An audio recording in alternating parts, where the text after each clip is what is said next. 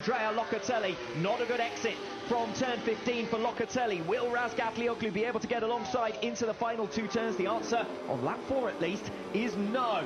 Razgatlıoğlu then might carry the momentum onto the start-finish straight. The start of lap 5, Bautista already making his way towards the line now, and the others will cross some 1.4 seconds behind. Locatelli, Razgatlıoğlu, Ray, Rinaldi 6/10 back now, so he's starting to drop off on lap 5 now, and still no way through for Razgatlıoğlu. 10ths back from those podium places, Locatelli and Razgatlıoğlu, so if and when he gets clear of Jonathan Ray, we know or we suspect that he can get straight back down into those 1-minute 50s and start to think about closing down Locatelli and Razgatlıoğlu, particularly in the second half of the race. But he's that much closer to the front this time around than even he was at this stage of race 1 yesterday afternoon. So Rinaldi in really good shape here to at least consider second place, I would suggest. Second is the target, and right now if you were putting your money down, you probably think he's the guy that's going to have that chance to do it. Race 2 of the 2023 Tissot Aragon round gets underway. Really fast start from Andrea Locatelli from the second row.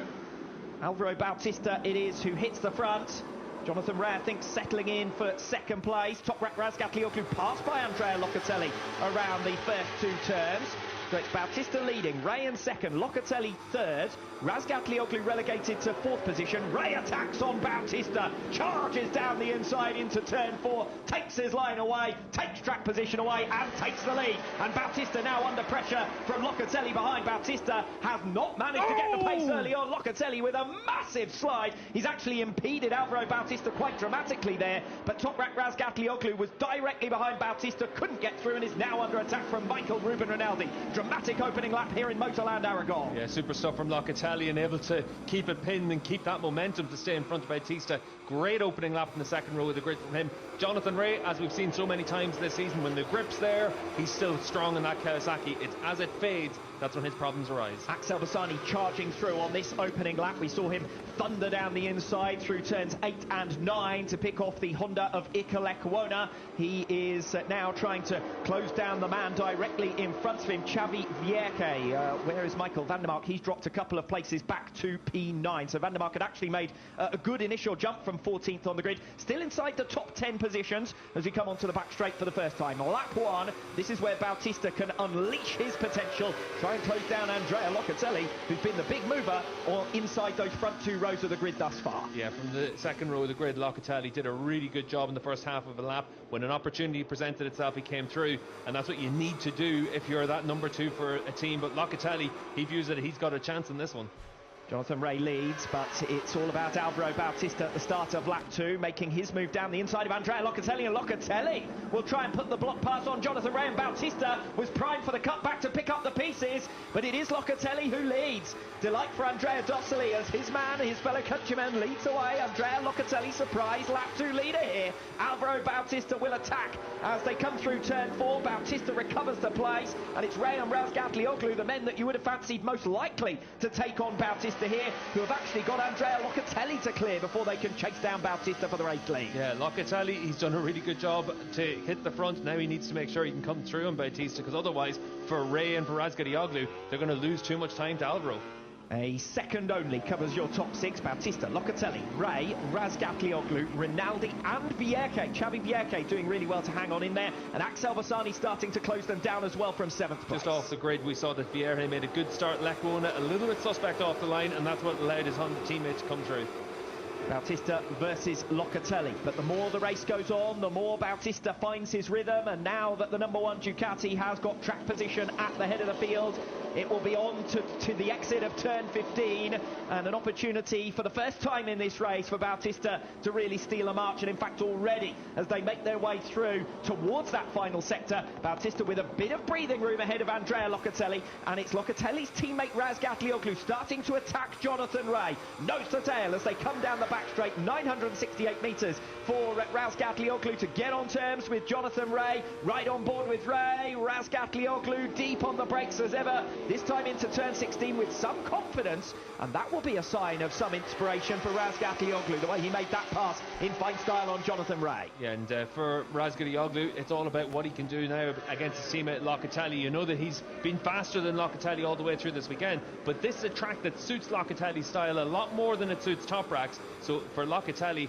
this is a real opportunity from that. He's gone away at the front of the field right from the get-go. Bassani through on Vierke for P6 in towards turn 1, so Bassani as ever taking no prisoners in the early laps here. Best we've seen from Axel all the way through this weekend. How many times have we seen it though where Ducati just find their feet as the weekend goes on for some of those independent riders? A little bit more data, a little bit more information, and on Sunday for race 2 they always tend to make a step, and certainly for Bassani that's been the case once again here. I think of the Italian round in particular, where Bassani had fairly anonymous races with 7th and 6th positions, but then was a genuine contender for the race victory in race 2 in Imola. A bit early to start calling who the favourites are here, other than Alvaro Bautista. 1 minute 50.5 last time around, 1 minute 50.9 for Andrea Locatelli. That's why a gap of almost half a second has now opened up on lap 3. Razgatlıoğlu versus Locatelli should be your next fight for second place. It's this lap that we're really going to get to see what the pace can be, because at 50.5 it's not really pushing on at this stage of the race compared to what we had yesterday, about a half a second slower.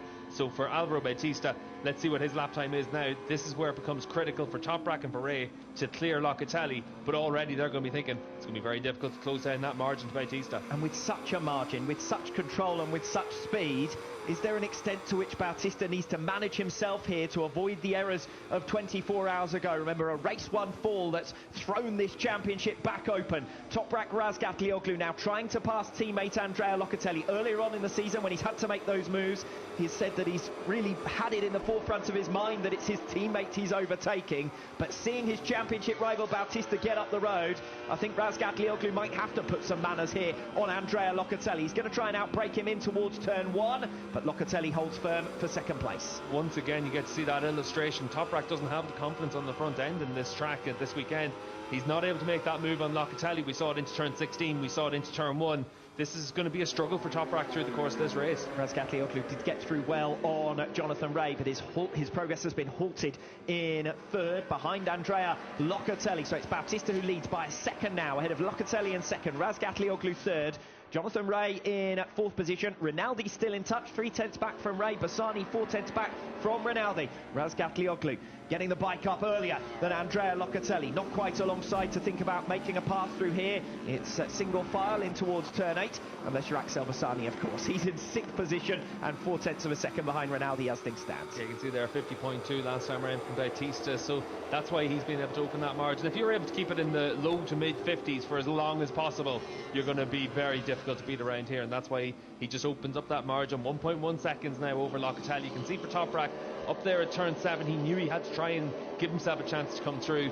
Locatelli, he's the bottle in the cork in the bottle right now, so Toprak, he has to attack into 15. For Bautista, it is a question of keeping it on the island, of completing this race, of banking those 25 points. For Toprak Razgatlıoğlu, it's damage limitation. He'll want to get through on his team partner Andrea Locatelli. Not a good exit from turn 15 for Locatelli. Will Razgatlıoğlu be able to get alongside into the final 2 turns? The answer, on lap 4 at least, is no. Razgatlıoğlu then might carry the momentum onto the start-finish straight. The start of lap 5. Bautista already making his way towards the line now, and the others will cross some 1.4 seconds behind. Locatelli, Razgatlıoğlu, Rea, Rinaldi 6/10 back now, so he's starting to drop off on lap 5 now, and still no way through for Razgatlıoğlu for seconds. Yeah, Toprak on the exit of turn 15 looked like he was able to carry the momentum. We saw Locatelli carry a little bit of a wheelie, but not able to do anything with it. So for Toprak, he's up against his teammate who's riding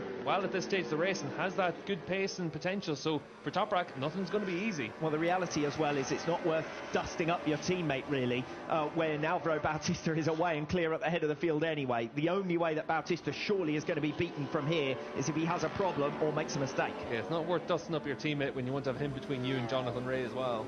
Yes, Jonathan Rea is right back onto Razgatlıoğlu's tail. There's never been much more than 2 or 3 tenths of a second between them, but now there is just 1 tenth between them.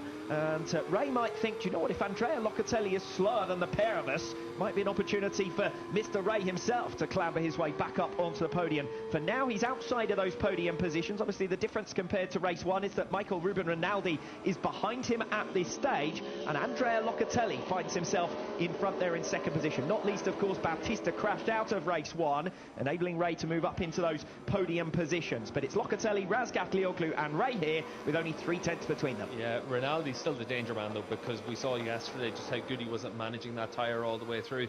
He's not got himself onto that rear wheel of Jonathan Rea just yet, but you'd imagine if in 4 or 5 laps time he's still that same distance behind. That's whenever he'd start to get worried that he's not giving himself the chance to be able to attack. A little bit of lift for Toprak Razgatlıoğlu this time as he made his way onto the back straight, but Locatelli holding firm, and it is Andrea Locatelli who still leads the way in that second position. Bautista up and clear at the head of the field.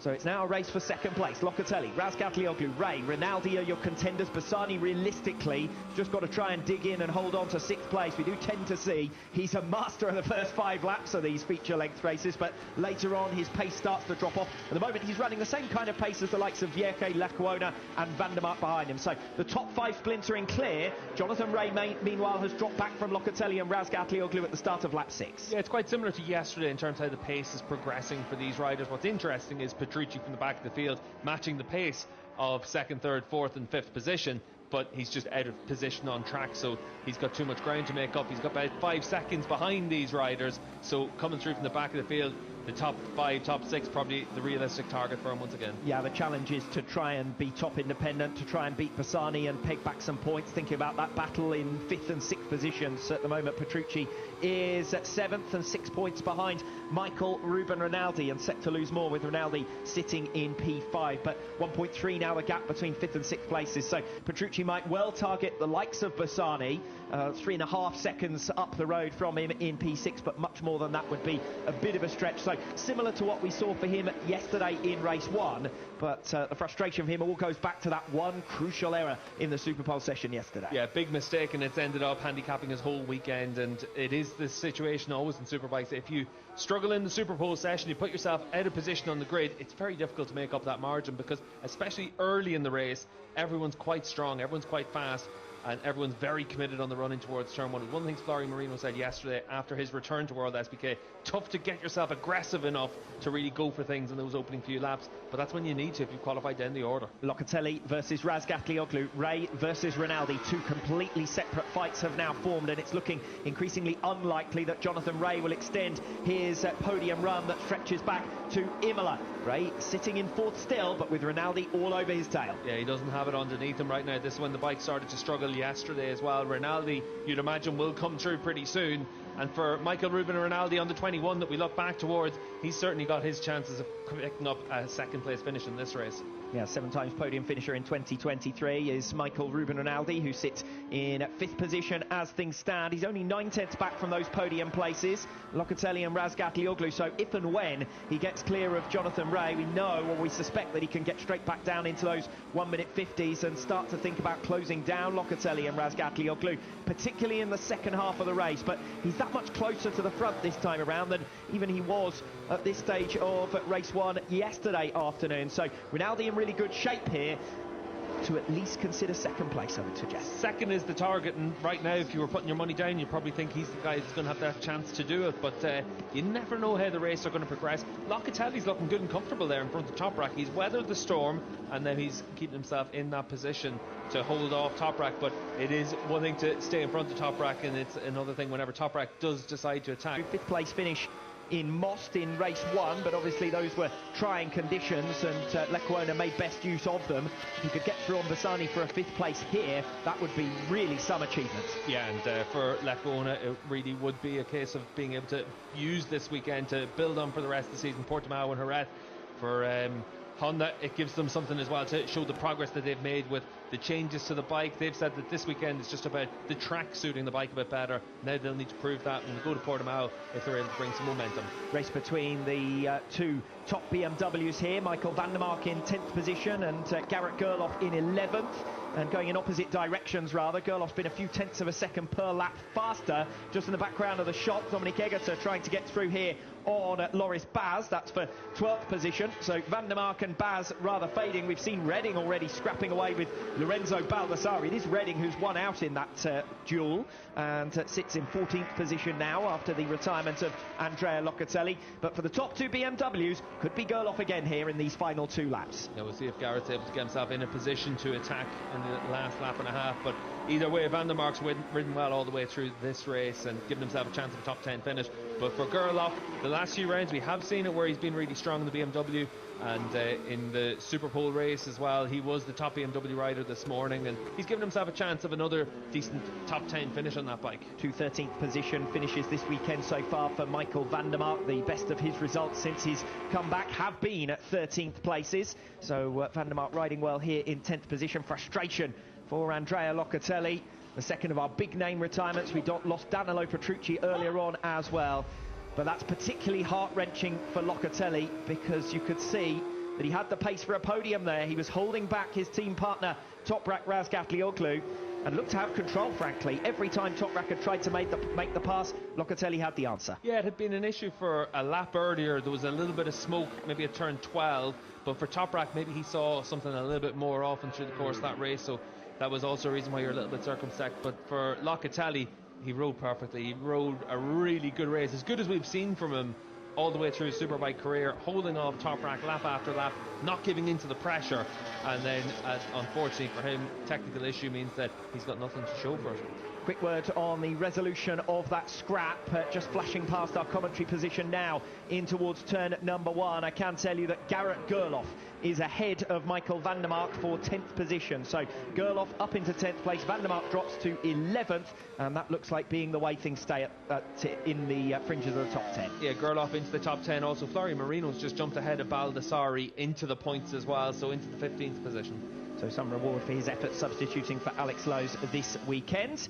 As we recover Alvaro Bautista, relentless pace in those first 8 laps just to break away from the field, and he's now managing his pace, riding in the low 1 minute 52s, as are the men directly behind him. No further change available. Rinaldi's now 2.5 seconds back from Razgatlıoğlu, so Bautista will only gain 5 points on his nearest championship rival this afternoon. Yeah, and for Toprak, at least over the course of the weekend, he's been able to claw back points on Bautista, gives himself something that himself and Yamaha are going to be able to hang their hat on, that this weekend, such a tough weekend for them, they've been able to come away with 3 podiums. This didn't look likely on Friday, so Yamaha worked well all the way through this weekend to give themselves this opportunity. Bautista 4 seconds up on Razgatlıoğlu, Rinaldi.